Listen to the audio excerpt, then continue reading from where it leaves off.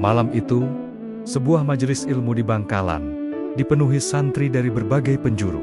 Lampu-lampu minyak menerangi ruangan sederhana, sementara angin malam Madura berembus pelan di luar. Di hadapan mereka, duduk seorang ulama sepuh dengan wajah teduh dan wibawa yang kuat, Syekhona Khalil Bangkalan. Tatapannya tenang, seolah menyimpan kedalaman ilmu yang tak mudah dijangkau oleh akal biasa. Majelis berlangsung seperti biasanya. Kitab-kitab kuning terbuka di hadapan para santri, pena bergerak mencatat setiap penjelasan. Namun, malam itu terasa berbeda. Ada suasana sunyi yang lebih dalam, seolah majelis ini sedang menanti sebuah peristiwa penting yang akan dikenang lama oleh siapapun yang hadir. Di tengah suasana khidmat itu, seorang santri berdiri dengan penuh adab. Suaranya pelan, namun jelas. Ia mengajukan sebuah pertanyaan yang tidak ringan, pertanyaan yang menyentuh persoalan fikih rumit, usul yang mendalam, dan hakikat yang biasanya hanya dibahas oleh para ulama besar. Beberapa santri saling berpandangan, ada yang spontan menunduk, ada pula yang menarik napas panjang, menyadari betapa beratnya soal yang baru saja dilontarkan. Semua mata kemudian tertuju pada Syekhona Khalil. Beliau terdiam, tangannya tidak bergerak meraih kitab. Pandangannya menunduk sejenak, lalu kembali lurus ke depan. Majelis mendadak hening. Tidak terdengar suara pena, tidak ada bisikan. Waktu seakan berhenti di titik itu. Di dalam hati para santri, mulai muncul pertanyaan dan kegelisahan. Bukan karena meragukan keilmuan beliau, tetapi karena besarnya persoalan yang diajukan.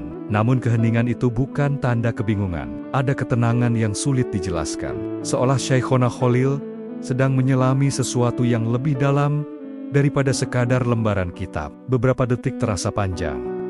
Beberapa menit seolah berubah menjadi keabadian. Hingga akhirnya, beliau mengangkat wajahnya dengan tenang. Tanpa membuka satu kitab pun, Syekhona Khalil mulai berbicara. Kata demi kata mengalir runtut, penuh ketepatan. Dalil ayat dan hadis tersusun rapi, berpadu dengan kaidah fikih yang kuat dan pemahaman hakikat yang mendalam. Jawaban itu tidak hanya menjawab pertanyaan, tetapi menutup semua celah perdebatan. Setiap kalimatnya menenangkan hati dan meneguhkan keyakinan. Santri yang bertanya menunduk dalam-dalam. Majelis kembali terdiam, bukan karena bingung, melainkan karena rasa takzim yang mendalam. Mereka sadar, yang baru saja mereka saksikan bukan sekadar kecerdasan atau hafalan, melainkan pancaran ilmu yang Allah karuniakan kepada hambanya yang ikhlas. Malam itu, Bangkalan menjadi saksi bahwa ada ilmu yang tidak selalu lahir dari lembaran kitab, tetapi dari hati yang bersih dan jiwa yang dekat dengan Allah. Inilah awal kisah ilmu laduni Syekhona Khalil Bangkalan. Ilmu yang hadir tepat saat dibutuhkan, tanpa diminta, tanpa dibuka, namun menghujam ke dalam hati.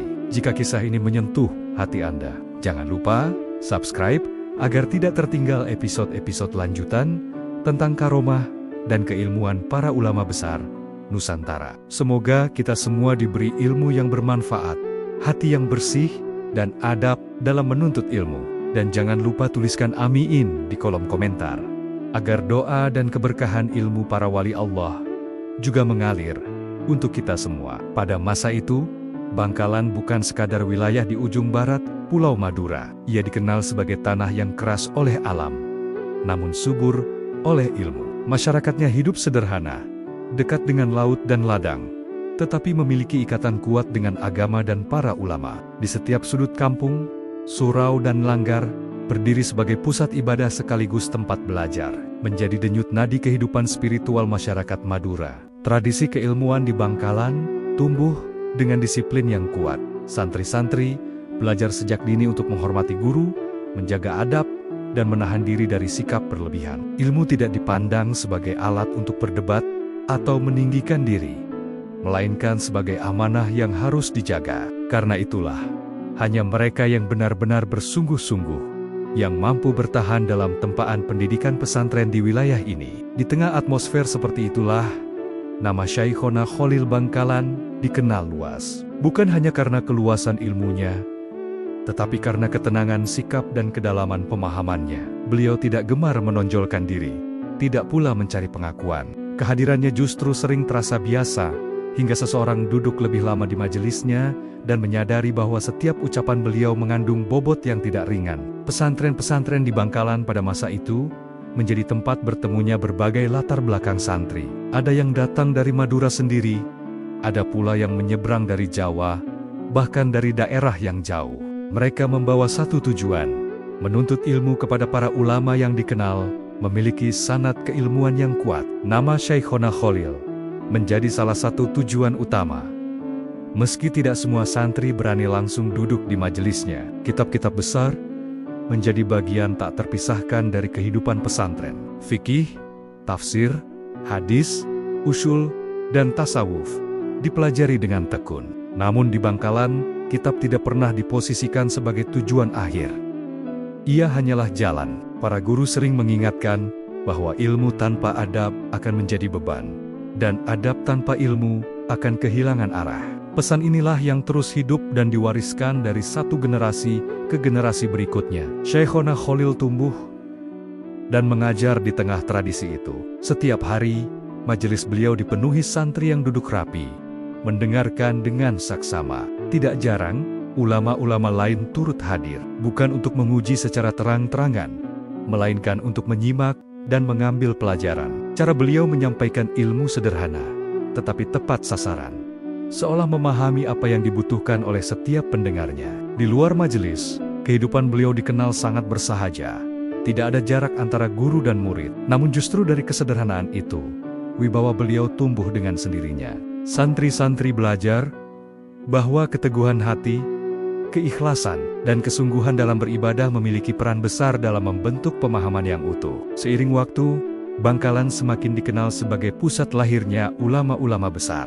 Banyak di antara mereka yang pernah duduk di majelis Syekhona Khalil, menyerap ilmu dan adab, lalu melanjutkan perjuangan ke berbagai penjuru Nusantara. Setiap pertemuan, setiap majelis, dan setiap dialog ilmiah di Bangkalan perlahan membentuk jaringan keilmuan yang kelak memberi pengaruh luas. Dalam suasana seperti itulah, sebuah peristiwa di salah satu majelis Syekhona Khalil mulai menjadi bahan pembicaraan di kalangan santri. Sebuah pertanyaan berat, sebuah keheningan yang panjang, dan sebuah jawaban yang tidak biasa. Peristiwa yang kelak membuka tabir tentang jenis ilmu yang tidak semua orang mampu memahaminya sejak awal. Sejak masa mudanya, Syekhona Khalil dikenal sebagai sosok yang tidak banyak bicara tentang dirinya sendiri. Ia lebih memilih diam, mendengar, dan mengamati. Di antara para santri, sikap itu sering disalahartikan sebagai biasa saja. Padahal para guru yang mengenalnya memahami bahwa ketenangan itu bukan tanpa isi. Ada proses panjang yang sedang berlangsung di dalam dirinya, proses yang tidak selalu tampak dari luar. Ketika masih menjadi santri, Syekhona Khalil tidak menonjol dalam perdebatan. Ia tidak tergesa mengajukan pendapat, tidak pula merasa perlu menunjukkan keluasan bacaannya. Namun setiap kali guru bertanya, jawabannya selalu tepat, singkat, dan menyentuh inti persoalan. Hal ini perlahan menarik perhatian para pengajar, bukan karena kecepatan berpikirnya semata, tetapi karena ketajaman pemahamannya yang jarang dimiliki santri seusianya. Beberapa guru mulai memperhatikan kebiasaan yang tidak biasa. Dalam situasi tertentu, ketika pembahasan menjadi rumit dan para santri terdiam, Syekhona Khalil justru terlihat tenang. Ia seakan sudah memahami arah pembahasan, bahkan sebelum kesimpulan disampaikan. Bukan karena mendahului guru, melainkan karena kepekaan batin yang terasah oleh kesungguhan dan adab. Di sela-sela waktu belajar, ia dikenal tekun dalam ibadah dan riyadah. Malam-malamnya diisi dengan dizikir panjang, syalat, dan keheningan yang tidak banyak disaksikan orang lain. Ia menjaga lisan, menghindari hal yang sia-sia, dan memilih kesederhanaan dalam setiap aspek hidupnya. Kebiasaan ini bukan untuk menarik perhatian, melainkan sebagai bentuk penjagaan diri dari godaan dunia yang sering menyelinap tanpa disadari. Ada kalanya, tanpa diminta, ia mampu menguraikan persoalan yang belum sempat dijelaskan guru, bukan dengan nada menggurui, tetapi sebagai jawaban bagi santri lain yang kebingungan. Setiap kali itu terjadi, suasana menjadi senyap. Para santri lain hanya saling berpandangan, sementara para guru memperhatikan dengan seksama. Tidak ada teguran, tidak ada pujian berlebihan, hanya pandangan penuh makna. Seiring berjalannya waktu, beberapa guru mulai memberi isyarat halus. Mereka tidak menyebutnya secara terangan, tetapi memberi tugas yang lebih berat, pertanyaan yang lebih dalam, dan tanggung jawab yang lebih besar. Semua itu seolah menjadi persiapan bagi sesuatu yang akan datang. Meski belum ada yang mengucapkannya secara jelas, Syekhona Khalil menerima semua itu dengan sikap yang sama. Tidak ada penolakan, tidak ada kebanggaan. Ia menjalani hari-harinya seperti biasa, belajar, mengabdi, dan menjaga adab. Namun bagi mereka yang peka, terlihat bahwa pemahamannya berkembang melampaui kebiasaan santri pada umumnya. Setiap ilmu yang diterimanya tidak berhenti di akal, tetapi turun ke dalam laku dan sikap. Di lingkungan pesantren, bisik-bisik mulai terdengar. Bukan gosip, melainkan rasa heran yang dibungkus kehati-hatian. Ada sesuatu yang berbeda pada diri Syekhona Khalil, sesuatu yang belum sepenuhnya tampak, tetapi mulai terasa. Para santri senior menyadari bahwa ia bukan sekadar pencari ilmu, melainkan bagian dari mata rantai keilmuan yang kelak akan memikul amanah besar. Isyarat-isyarat itu terus muncul, perlahan dan senyap. Tidak ada tanda spektakuler, tidak ada kejadian yang menggemparkan, hanya ketenangan, ketepatan, dan kedalaman yang semakin menguat seiring waktu. Semua itu menjadi pertanda bahwa perjalanan Syekhona Khalil tidak akan berhenti pada bangku belajar semata, melainkan bergerak menuju peran yang lebih luas, peran yang menuntut kebijaksanaan, kesabaran, dan kepekaan yang tidak semua orang mampu menjaganya. Perjalanan Syekhona Khalil dalam menuntut ilmu tidak berlangsung di satu tempat saja. Sejak usia muda, ia memahami bahwa ilmu menuntut pengorbanan, kesabaran, dan kesiapan untuk meninggalkan kenyamanan. Ia berpindah dari satu pesantren ke pesantren lain, menyusuri jalan-jalan sederhana, membawa bekal seadanya, dan niat yang tidak berubah. Mencari guru yang mampu membimbing bukan hanya akalnya, tetapi juga hatinya. Setiap tempat yang disinggahi memberikan warna yang berbeda. Di satu pesantren, ia mendalami fikih dengan ketelitian tinggi, mempelajari perbedaan pendapat para ulama, dan memahami alasan di baliknya. Di tempat lain, ia menekuni ilmu tafsir dan hadis, belajar membaca makna di balik lafaz, serta menimbang setiap riwayat dengan kehati-hatian. Semua itu dijalani tanpa keluhan, tanpa rasa ingin segera dikenal, seolah perjalanan itu sendiri adalah bagian dari pendidikan yang harus ditempuh. Di hadapan para guru, Syekhona Khalil dikenal sangat menjaga adab. Ia tidak duduk lebih tinggi, tidak berbicara sebelum diminta, dan tidak meninggalkan majelis sebelum guru beranjak. Bahkan, dalam hal-hal kecil, ia berusaha memastikan sikapnya tidak melukai hati siapapun. Para guru memperhatikan hal itu, karena adab seperti itulah yang seringkali menjadi pembuka pemahaman yang lebih dalam. Tidak semua proses berjalan mudah. Ada masa-masa ketika pelajaran terasa berat, ketika tubuh letih, dan pikiran diuji. Namun di saat seperti itu, Syekhona Khalil justru memperbanyak ibadah dan keheningan. Malam-malamnya diisi dengan syalat panjang dan dizikir yang terjaga, seakan ia sedang mempersiapkan dirinya untuk menerima sesuatu yang belum ia ketahui bentuknya. Dalam proses belajar itu, ia tidak hanya menghafal, tetapi merenungkan. Setiap ilmu yang diterima, dipikirkan kembali, dicari hubungannya dengan kehidupan dan akhlak. Ia belajar bahwa ilmu yang tidak membentuk sikap hanya akan menjadi beban. Karena itu, ia berusaha memastikan bahwa setiap pemahaman tercermin dalam laku sehari-hari, dalam kesederhanaan, dan dalam cara ia memperlakukan orang lain. Beberapa guru mulai memberikan kepercayaan lebih. Ia diminta membantu santri lain yang kesulitan, menjelaskan pelajaran dengan cara yang lebih mudah dipahami. Ia melakukannya tanpa merasa lebih tinggi, menyampaikan dengan bahasa sederhana dan penuh kehati-hatian. Dari situ, terlihat bahwa pemahamannya tidak berhenti pada dirinya sendiri, tetapi mampu mengalir kepada orang lain. Perjalanan berpindah-pindah itu membentuk ketangguhan dalam dirinya. Ia belajar menghadapi perbedaan karakter guru, perbedaan metode pengajaran, dan perbedaan lingkungan. Semua itu memperkaya sudut pandangnya dan melatihnya untuk tidak terikat pada satu cara pandang semata. Ia menjadi pendengar yang baik, sekaligus pembelajar yang tekun. Di setiap tempat yang ditinggalkan, ada jejak adab dan kesan yang tertinggal. Tidak dalam bentuk pujian yang ramai, melainkan dalam ingatan para guru dan santri yang merasakan ketenangan saat berinteraksi dengannya. Langkah-langkah awal inilah yang perlahan membentuk fondasi kokoh. Fondasi yang kelak akan menopang peran besar Syekhona Khalil dalam dunia keilmuan dan spiritual. Seiring perjalanan hidupnya yang terus bergerak menuju tahap berikutnya. Setelah melalui perjalanan panjang dalam menuntut ilmu, Syekhona Khalil mulai menata cara ia memahami dan menyampaikan pengetahuan yang telah diperolehnya. Baginya, ilmu bukan sekadar kumpulan dalil dan pendapat ulama, melainkan amanah yang harus dijaga dengan sikap dan perbuatan. Cara inilah yang membedakan pendekatannya sejak awal. Meski tidak pernah ia nyatakan secara terbuka, dalam setiap majelis, Syekhona Khalil selalu menempatkan adab sebagai landasan. Ia memulai pembahasan dengan mengingatkan pentingnya niat, karena menurutnya ilmu yang dicari tanpa keikhlasan hanya akan melahirkan kesombongan. Ia tidak tergesa menjawab pertanyaan, memilih, menimbang, dengan hati yang tenang sebelum berbicara. Sikap ini membuat para santri belajar bahwa diam pada waktu yang tepat juga merupakan bagian dari ilmu. Ia sering mengaitkan pelajaran dengan ayat Al-Quran dan hadis Nabi, bukan hanya untuk menunjukkan dalil, tetapi untuk menanamkan rasa takut dan harap kepada Allah.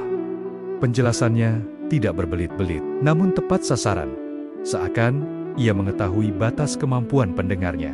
Dalam setiap kalimat, terselip pesan agar ilmu yang dipelajari membentuk akhlak sebelum membentuk pendapat. Dalam metode pengajarannya, Syekhona Khalil tidak memisahkan antara ilmu lahir dan batin. Fikih diajarkan berdampingan dengan tasawuf, hukum disertai dengan pengendalian diri, dan pemahaman disertai dengan pengamalan. Ia menekankan bahwa ketakwaan menjadi kunci dibukanya pemahaman yang lebih dalam, sebagaimana janji Allah kepada hamba-hambanya yang menjaga diri. Para santri memperhatikan bahwa beliau jarang mengulang-ulang penjelasan. Sekali disampaikan, maknanya langsung tertanam. Hal ini bukan karena gaya bicara yang keras atau menekan, tetapi karena ketenangan yang menyertai setiap kata. Santri yang mendengar merasa diajak berpikir, bukan dipaksa menerima. Dalam suasana seperti itulah pemahaman tumbuh secara alami. Di luar majelis, metode itu tercermin dalam kehidupan sehari-hari. Syekhona Khalil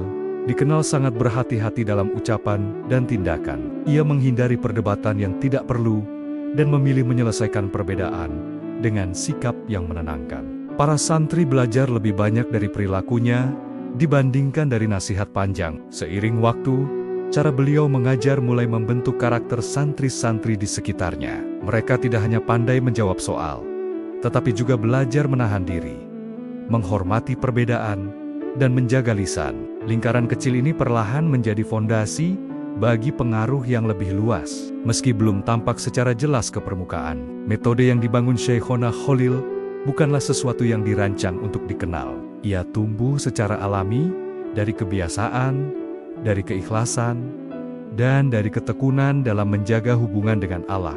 Tanpa disadari, cara inilah yang kelak membuat majelisnya berbeda, karena setiap ilmu yang keluar dari lisannya seakan memiliki kekuatan untuk menenangkan dan mengikat hati orang-orang yang mendengarnya. Seiring berjalannya waktu, majelis Syekhona Khalil mulai dikenal lebih luas, bukan melalui pengumuman atau undangan resmi, melainkan dari cerita para santri yang merasakan perubahan dalam cara mereka memahami ilmu dan menjalani kehidupan. Dari satu pesantren ke pesantren lain, nama beliau disebut dengan penuh kehati-hatian, seolah orang-orang yang membicarakannya tidak ingin terjebak dalam pujian berlebihan. Santri-santri baru terus berdatangan. Ada yang datang karena mendengar kedalaman ilmunya, ada pula yang tertarik oleh ketenangan sikapnya. Mereka duduk bersama santri lama, menyimak tanpa banyak bertanya pada awalnya. Dalam majelis itu, tidak ada perbedaan perlakuan. Semua mendapat perhatian yang sama,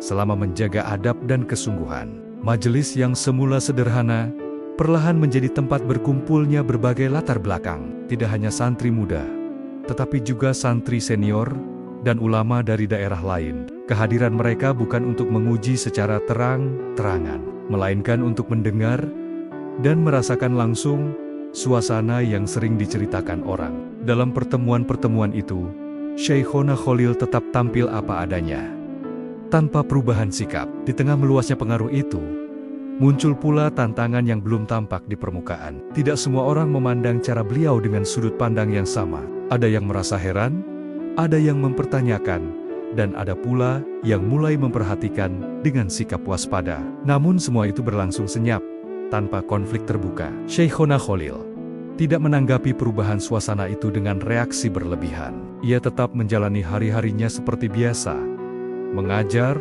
beribadah, dan melayani santri. Dalam keheningan sikapnya, terlihat bahwa ia memahami bahwa meluasnya pengaruh selalu membawa konsekuensi, meski tidak selalu diiringi dengan penolakan yang nyata. Di antara para santri, mulai tumbuh rasa tanggung jawab yang lebih besar. Mereka menyadari bahwa ilmu yang mereka terima bukan hanya untuk diri sendiri. Tanpa diperintah, sebagian mulai mengajar di lingkungannya masing-masing. Ketika pulang, menyampaikan apa yang dipahami dengan bahasa sederhana. Dari santri-santri inilah, pengaruh majelis Syekhona Khalil menyebar lebih jauh. Lingkaran keilmuan itu terus membesar, namun tetap terjaga dalam kesederhanaan. Tidak ada simbol kebesaran, tidak ada penegasan posisi, yang ada hanyalah pertemuan rutin, diskusi ilmiah, dan pembiasaan adab. Dalam suasana seperti itulah, potensi benturan mulai terasa, meski belum mengambil bentuk yang jelas. Beberapa persoalan mulai muncul dalam diskusi-diskusi kecil. Pertanyaan-pertanyaan yang lebih tajam, pandangan yang berbeda, dan perdebatan yang menguji ketenangan majelis. Semua itu seakan menjadi pertanda bahwa fase berikutnya akan menuntut kebijaksanaan yang lebih besar.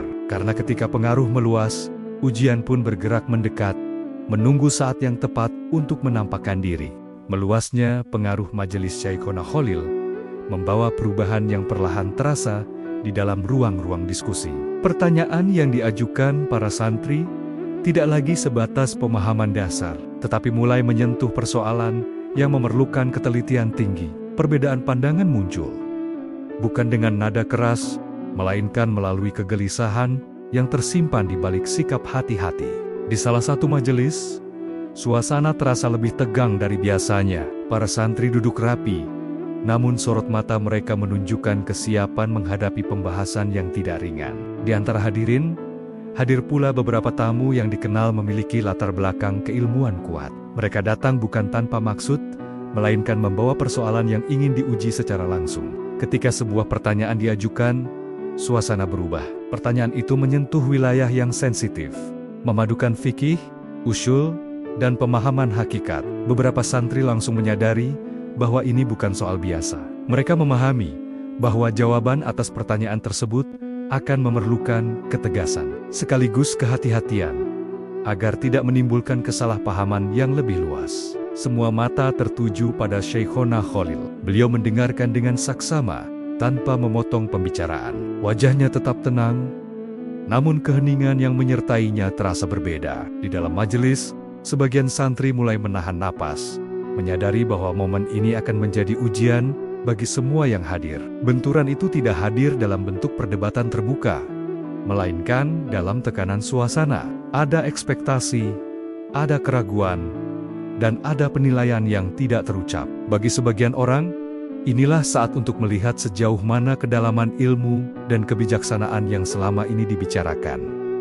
Syekhona Khalil tidak segera menjawab. Ia membiarkan keheningan berlangsung, seolah memberi ruang bagi setiap hati untuk menata niatnya. Dalam diam itu, terlihat bahwa ia tidak sedang menghindar, melainkan menimbang dengan penuh kesadaran. Setiap detik yang berlalu menambah ketegangan yang sulit dijelaskan dengan kata-kata. Para santri yang biasa menyaksikan ketenangan majelis mulai merasakan pergeseran. Ini bukan lagi sekadar pembelajaran rutin, melainkan pertemuan yang membawa konsekuensi. Jawaban yang akan keluar tidak hanya menjawab satu pertanyaan, tetapi juga menentukan arah pemahaman banyak orang. Di sudut majelis, beberapa tamu saling bertukar pandang. Mereka memahami bahwa konflik ini tidak membutuhkan suara keras atau perdebatan panjang. Cukup satu jawaban yang keliru, maka kepercayaan yang dibangun perlahan dapat runtuh. Namun sebaliknya, satu jawaban yang tepat dapat meneguhkan apa yang selama ini dirasakan oleh para santri.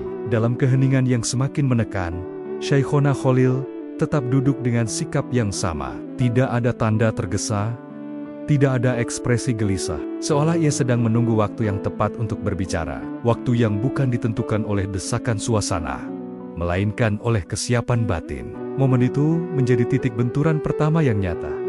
Meski tanpa suara, majelis berada di ambang perubahan, dan semua yang hadir menyadari bahwa apapun yang akan terjadi setelah keheningan ini tidak akan sama seperti sebelumnya, karena tekanan yang muncul telah membuka pintu menuju fase yang lebih gelap dan menantang. Keheningan di majelis itu semakin terasa berat. Tidak ada yang bergerak, tidak ada yang berani memecah suasana. Pertanyaan yang telah dilontarkan masih menggantung di udara, menunggu jawaban yang belum juga disampaikan. Bagi para santri, ini bukan lagi sekadar jeda berpikir, melainkan sebuah momen yang menguji keyakinan mereka terhadap apa yang selama ini mereka yakini. Waktu berjalan perlahan. Setiap detik terasa panjang, seolah majelis sedang ditahan di satu titik yang menentukan. Beberapa santri menunduk, berusaha menenangkan diri. Sebagian lain menatap ke depan, mencoba membaca ekspresi Syaikhona Khalil. Namun yang mereka lihat hanyalah ketenangan yang sulit ditembus. Tidak ada isyarat, tidak ada gerak yang menunjukkan kemana arah pembahasan akan dibawa. Dalam suasana seperti itu, tekanan batin mulai muncul. Bukan hanya pada para santri, tetapi juga pada tamu-tamu yang hadir. Mereka menyadari bahwa keheningan ini bisa ditafsirkan dengan berbagai cara. Ada yang mungkin menganggapnya sebagai tanda kehati-hatian, ada pula yang bisa memaknainya sebagai keraguan. Persepsi seperti itulah yang diam-diam menjadi ujian paling berat. Syaikhona Khalil tetap diam. Pandangannya tertuju ke depan, namun seolah melihat lebih jauh dari sekadar ruangan majelis. Ia tidak menunjukkan kegelisahan, tetapi juga tidak tergesa memecah keheningan. Dalam diam itu, terlihat bahwa ia sedang menempatkan dirinya di hadapan sesuatu yang lebih besar daripada penilaian manusia. Para santri mulai merasakan bahwa momen ini berbeda dari sebelumnya. Ini bukan sekadar tantangan intelektual, melainkan ujian batin yang menyentuh inti perjalanan keilmuan. Mereka belajar bahwa tidak semua persoalan harus dijawab dengan cepat, dan tidak semua keheningan berarti kekosongan. Beberapa orang mulai gelisah. Nafas ditarik lebih dalam, tangan mengepal tanpa sadar. Namun tidak ada yang berani berbicara. Semua memahami bahwa satu suara yang salah dapat mengganggu keseimbangan majelis. Keadaan ini membuat setiap orang berhadapan dengan dirinya sendiri, dengan niat, dengan prasangka, dan dengan kesabaran. Di tengah tekanan itu, Syaikhona Khalil tetap duduk dalam kesederhanaan. Tidak ada gerakan membuka kitab, tidak ada permintaan waktu tambahan. Keheningan yang ia jaga seolah memiliki tujuan, meski belum dipahami oleh siapapun yang hadir.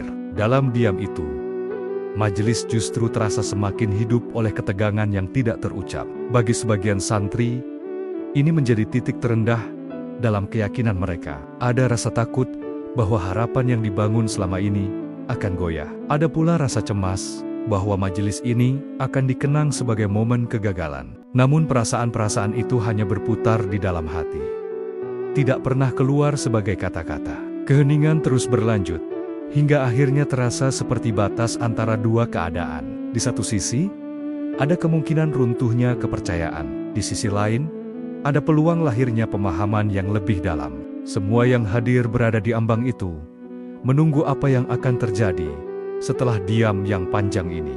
Diam yang menjadi ujian paling sunyi, namun paling berat dalam perjalanan majelis Syaikhona Khalil. Di tengah keheningan yang menekan itu, Syaikhona Khalil perlahan mengangkat wajahnya. Tidak ada perubahan ekspresi yang mencolok, hanya ketenangan yang semakin terasa kuat. Tatapannya menyapu majelis dengan lembut, seolah memastikan bahwa setiap hati telah siap menerima apa yang akan disampaikan. Tidak ada gerakan meraih kitab, tidak ada isyarat meminta waktu tambahan. Ketika beliau mulai berbicara, suaranya terdengar pelan namun jelas. Setiap kata keluar dengan ketepatan yang sulit dijelaskan. Jawaban itu tidak dimulai dengan pengantar panjang, melainkan langsung menyentuh inti persoalan. Ayat Al-Quran disebutkan dengan makna yang tepat. Hadis Nabi disampaikan dengan konteks yang utuh, lalu dihubungkan dengan kaidah fikih yang saling menguatkan. Para santri yang mendengar merasakan sesuatu yang berbeda. Penjelasan itu mengalir, bukan seperti hafalan yang dipaksakan, tetapi seperti pemahaman yang telah menyatu dengan diri. Setiap bagian saling terhubung, tidak ada yang berdiri sendiri. Pertanyaan yang sebelumnya terasa berat, mulai terurai satu persatu. Seolah simpul-simpulnya dilepaskan dengan tangan yang sangat terlatih. Tamu-tamu yang hadir saling berpandangan. Mereka menyadari bahwa jawaban ini bukan sekadar benar secara ilmiah, tetapi juga menenangkan. Tidak ada nada menantang. Tidak ada keinginan untuk menang dalam perdebatan. Yang ada hanyalah kejelasan dan keseimbangan antara hukum dan hikmah. Syaikhona Khalil melanjutkan penjelasan dengan tenang. Ia menyentuh sisi fikih tanpa mengabaikan usulnya, dan menyebutkan hakikat tanpa keluar dari batas syariat. Setiap lapisan pembahasan disampaikan sesuai tempatnya, membuat siapapun yang mendengar merasa diajak memahami, bukan dihakimi. Di dalam majelis, suasana berubah. Ketegangan yang sebelumnya menekan perlahan mencair. Beberapa santri menunduk, bukan karena bingung, tetapi karena tersentuh. Mereka menyadari bahwa jawaban ini tidak mungkin lahir dari sekadar hafalan kitab, melainkan dari pemahaman yang telah matang dan hati yang terjaga. Tanpa disadari, waktu berlalu. Tidak ada yang berani menyela. Semua ingin mendengar hingga kalimat terakhir. Ketika Syaikhona Khalil berhenti berbicara, keheningan kembali menyelimuti majelis. Namun kali ini dengan rasa yang berbeda. Keheningan itu terasa lapang, seolah sebuah beban besar telah diangkat. Santri yang mengajukan pertanyaan menundukkan kepala lebih dalam. Tidak ada bantahan, tidak ada lanjutan. Jawaban yang disampaikan telah menutup semua kemungkinan perdebatan. Para tamu yang hadir memahami bahwa mereka baru saja menyaksikan sesuatu yang jarang terjadi. Sebuah pertolongan Allah yang hadir pada waktu yang paling dibutuhkan. Di antara para santri, muncul kesadaran baru. Mereka mulai memahami bahwa ada jenis ilmu yang tidak selalu tercatat di lembaran kitab. Ilmu yang Allah bukakan kepada hamba-hamba yang menjaga niat dan ketakwaannya. Ilmu yang hadir bukan untuk meninggikan diri, tetapi untuk menegakkan kebenaran dengan kelembutan. Majelis itu menjadi saksi bagaimana keheningan panjang berubah menjadi penjelasan yang meneguhkan. Tidak ada sorak-sorai, tidak ada pujian yang diucapkan. Namun di dalam hati setiap orang yang hadir, sesuatu telah berubah. Karena apa yang baru saja mereka dengar akan terus terngiang dan memengaruhi cara mereka memandang ilmu dan keimanan pada hari-hari berikutnya. Setelah kata-kata terakhir Syaikhona Khalil terucap, majelis kembali tenggelam dalam keheningan. Tidak ada yang segera berbicara, seolah semua yang hadir membutuhkan waktu untuk mencerna apa yang baru saja mereka dengar. Keheningan itu tidak lagi menekan, melainkan terasa penuh, seperti ruang yang diisi oleh pemahaman baru. Santri-santri yang sejak awal mengikuti majelis dengan penuh perhatian, kini menundukkan kepala. Beberapa dari mereka merasakan getaran di dada, bukan karena kekaguman semata, tetapi karena kesadaran bahwa ilmu yang mereka saksikan bukanlah sesuatu yang bisa dicapai hanya dengan kecerdasan. Ada kedalaman yang lahir dari ketekunan, adab, dan hubungan yang lurus dengan Allah.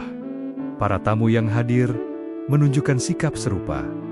Tidak ada tepuk tangan, tidak ada ucapan selamat. Namun sikap tubuh mereka berubah. Tatapan yang sebelumnya penuh penilaian, kini berganti dengan ketenangan dan pengakuan yang tidak diucapkan. Mereka memahami bahwa jawaban yang baru saja disampaikan telah menyelesaikan persoalan dengan cara yang paling utuh.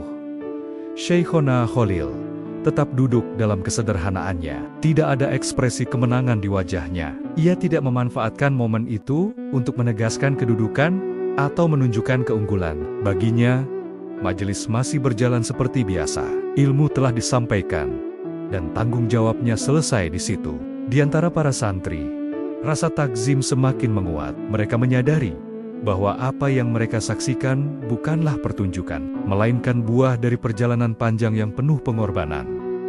Kemenangan itu tidak dirayakan, tetapi dirasakan. Tidak diumumkan, tetapi tertanam dalam hati. Beberapa santri senior mulai menyadari bahwa peristiwa ini akan menjadi rujukan dalam perjalanan mereka ke depan. Bukan untuk diceritakan dengan berlebihan, tetapi sebagai pengingat tentang bagaimana ilmu seharusnya dihadirkan. Cara Syaikhona Khalil menjawab, cara ia menjaga sikap, dan cara ia membiarkan Allah yang menampakkan kebenaran.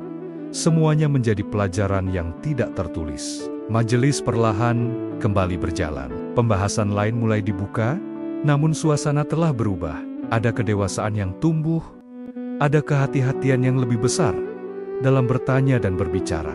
Semua yang hadir memahami bahwa mereka baru saja melewati sebuah titik penting, meski tidak ada penanda resmi yang menandainya. Di luar majelis, kabar tentang peristiwa itu menyebar secara alami, bukan dalam bentuk cerita yang dilebih-lebihkan, melainkan dalam bisikan penuh hormat. Dari satu santri ke santri lain, dari satu pesantren ke pesantren berikutnya, kisah tentang jawaban tanpa kitab itu mulai dikenal sebagai bukti keteguhan ilmu dan adab. Namun bagi Syekhona Khalil, hari-hari setelahnya tetap dijalani dengan cara yang sama. Ia kembali mengajar, kembali membimbing, dan kembali menjaga keheningan yang penuh makna. Tidak ada perubahan sikap, tidak ada jarak yang diciptakan. Kemenangan itu tidak mengangkatnya lebih tinggi di hadapan manusia, tetapi justru menegaskan posisinya sebagai hamba yang terus menjaga amanah ilmu. Sementara perjalanan majelis bergerak perlahan menuju fase berikutnya, yang akan memperlihatkan dampak dari peristiwa itu dalam jangka panjang. Peristiwa di majelis itu tidak berhenti sebagai kenangan sesaat. Ia menetap dalam ingatan para santri, bukan sebagai cerita yang dibesar-besarkan, melainkan sebagai pengalaman batin yang membentuk cara pandang mereka terhadap ilmu. Dari hari ke hari, pengaruhnya terasa semakin luas, meski tidak pernah diumumkan secara terbuka. Santri-santri yang pernah duduk di majelis Syekhona Khalil membawa pulang lebih dari sekadar catatan pelajaran. Mereka membawa cara bersikap, cara menimbang ucapan, dan cara menjaga hati ketika berhadapan dengan perbedaan. Ketika kembali ke daerah masing-masing, sebagian dari mereka mulai mengajar, membuka majelis kecil, atau sekadar menjadi rujukan di lingkungannya. Tanpa disadari, nilai-nilai yang mereka serap ikut menyebar. Nama Syekhona Khalil semakin sering disebut, namun selalu dengan nada yang sama, penuh kehati-hatian dan hormat. Tidak ada pengkultusan yang berlebihan. Yang ditekankan bukan sosoknya semata, melainkan warisan sikap dan metode yang ia tanamkan. Ilmu dipahami sebagai amanah, bukan alat untuk memenangkan perdebatan. Beberapa ulama besar yang kelak dikenal luas memiliki keterkaitan dengan majelis ini. Mereka tidak selalu menceritakan secara rinci, namun dalam cara mereka mengajar dan bersikap, terlihat pengaruh yang kuat. Keteguhan dalam adab, kedalaman pemahaman, dan kehati-hatian dalam berbicara menjadi ciri yang mudah dikenali oleh mereka yang memahami jalur keilmuan tersebut. Di Bangkalan, pesantren dan majelis terus berjalan dalam kesederhanaan. Tidak ada bangunan megah yang sengaja didirikan untuk menandai kebesaran nama. Yang ada hanyalah rutinitas pengajian, pembacaan kitab, dan pembinaan santri yang berlangsung dari waktu ke waktu. Namun dari tempat-tempat sederhana itulah lahir generasi yang membawa pengaruh besar ke berbagai penjuru Nusantara. Syekhona Khalil sendiri tetap berada di tengah semua itu dengan sikap yang sama. Ia tidak mencatat jasa, tidak pula mengumpulkan pengakuan. Kehidupannya berjalan seiring dengan majelis yang ia bimbing, penuh kesabaran dan ketekunan. Setiap santri yang datang diperlakukan sebagai pencari ilmu, bukan sebagai pengagum. Warisan terbesar yang ditinggalkan bukanlah satu jawaban atau satu peristiwa, melainkan pola berpikir dan bersikap, bahwa ilmu harus melahirkan ketundukan, bahwa pemahaman harus dibarengi tanggung jawab, dan bahwa kedekatan dengan Allah menjadi sumber kejernihan dalam mengambil sikap. Nilai-nilai inilah yang terus hidup meski waktu terus bergerak maju. Seiring bergantinya generasi, kisah tentang majelis itu tetap diceritakan, tidak selalu dengan detail yang sama, tetapi dengan pesan yang serupa, bahwa ada saat ketika keheningan lebih bermakna daripada banyak kata. Dan ada ilmu yang hadir bukan karena dicari dengan ambisi, melainkan karena dijaga dengan keikhlasan. Jejak itu terus mengalir, membentuk jalur panjang yang menghubungkan masa lalu dengan masa depan, menuntun perjalanan menuju tahap renungan yang lebih dalam. Kisah tentang Syekhona Khalil dan majelisnya perlahan mengajarkan satu hal yang sering luput dari perhatian banyak orang, bahwa ilmu bukan hanya soal seberapa banyak yang dibaca atau dihafal, tetapi tentang bagaimana ilmu itu membentuk sikap, menundukkan hati, dan mendekatkan seseorang kepada Allah. Apa yang terjadi di Bangkalan bukanlah kejadian yang berdiri sendiri, melainkan bagian dari perjalanan panjang yang dilalui dengan kesabaran dan keikhlasan. Para santri yang pernah menyaksikan peristiwa itu tumbuh dengan pemahaman baru. Mereka belajar bahwa keheningan bisa lebih bermakna daripada jawaban yang tergesa. Mereka memahami bahwa tidak semua pertanyaan harus dijawab untuk menunjukkan kehebatan, dan tidak semua pengetahuan harus dipamerkan untuk diakui. Dalam diam yang dijaga dengan adab, seringkali Allah membuka pintu pemahaman yang tidak terjangkau oleh usaha lahir semata. Syekhona Khalil tidak pernah mengajarkan ilmu laduni sebagai sesuatu yang harus dicari dengan cara-cara khusus. Ia justru menekankan kebersihan niat, ketekunan dalam ibadah, dan penghormatan kepada guru serta sesama. Dari situlah para santri menyadari bahwa ilmu semacam itu bukan tujuan, melainkan anugerah yang Allah berikan sesuai kehendaknya. Bagi siapapun yang mendengar kisah ini, ada cermin yang dapat digunakan untuk bercermin ke dalam diri. Sejauh mana ilmu yang dimiliki telah melahirkan kerendahan hati, sejauh mana pemahaman yang diperoleh telah membuat seseorang lebih berhati-hati dalam berbicara dan bersikap, dan sejauh mana pencarian ilmu dilakukan untuk mendekat kepada Allah, bukan untuk mencari pengakuan manusia. Perjalanan Syekhona Khalil mengingatkan bahwa para ulama besar tidak lahir dari ambisi, melainkan dari kesetiaan pada proses. Mereka ditempa oleh perjalanan panjang, diuji oleh keheningan, dan dijaga oleh adab yang tidak pernah dilepaskan. Dari situlah lahir keteguhan yang membuat ilmu mereka terasa hidup dan terus memberi pengaruh.